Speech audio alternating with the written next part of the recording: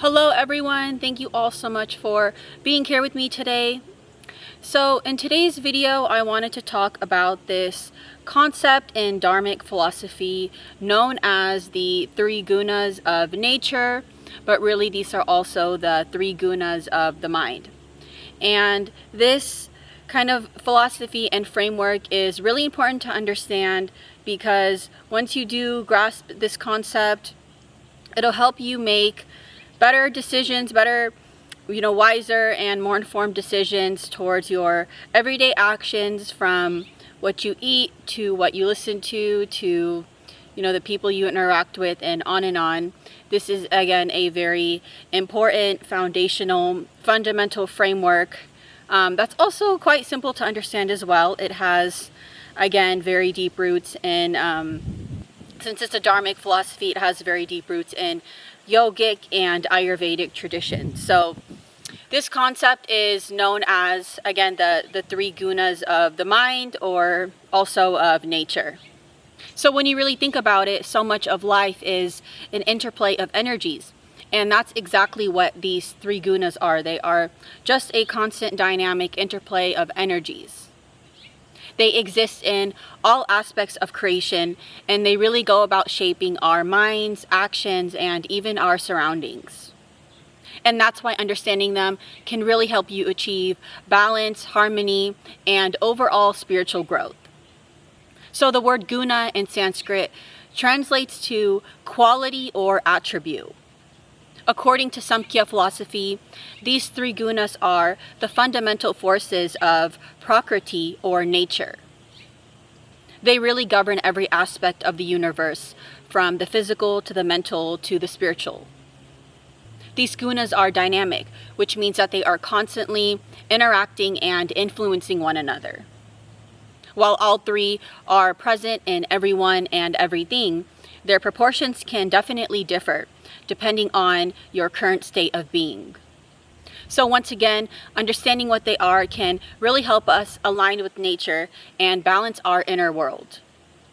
So the first guna we have is that of Sattva.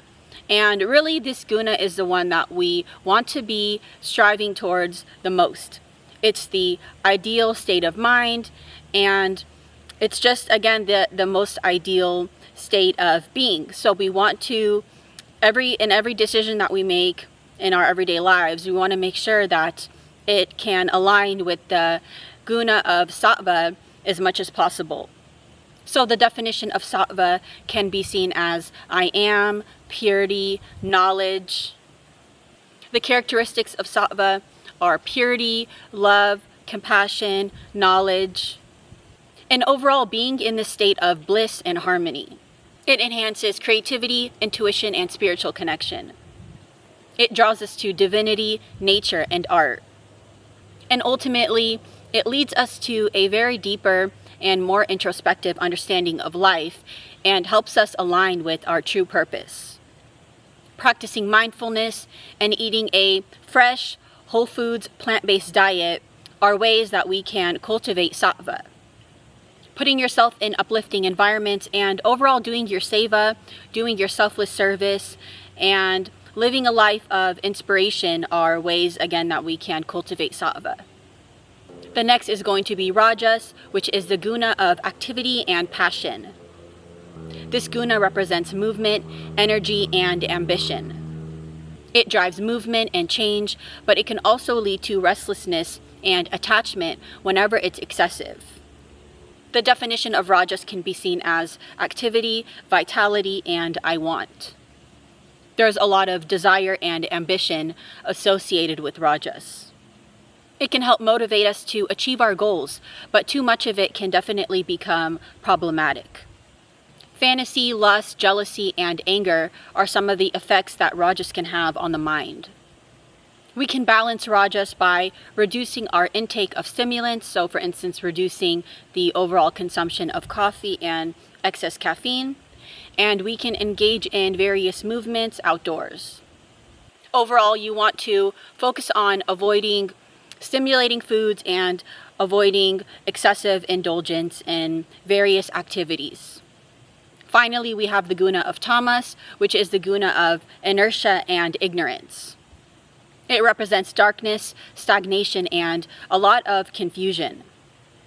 It is necessary for rest and recovery, but it can definitely be harmful once it becomes excessive. So really, if Rajas is an overactive mind, Tamas is an underactive mind.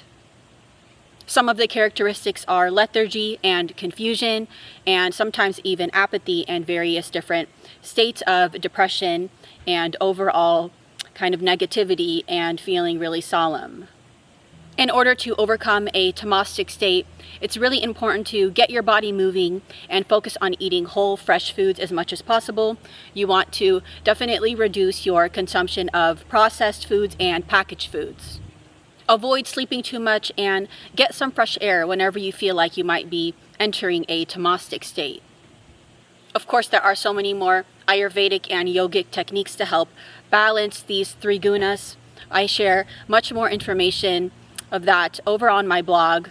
You can do pranayama. There are actually specific pranayama techniques for each guna. There are different essential oils that you can use that are amazing, different yogic asana poses and techniques as well. There really are so many ways, again, to help balance these three gunas. Ultimately, yoga and Ayurveda seek to lower tamas and rajas. And like I previously mentioned, we always want to be moving toward a sattvic state. So that was it for this video. I hope it was helpful and somewhat inspiring for you all. If you have any questions, let me know. I love to talk about this stuff. Otherwise, I hope you all have a beautiful day, and we will talk soon. Bye.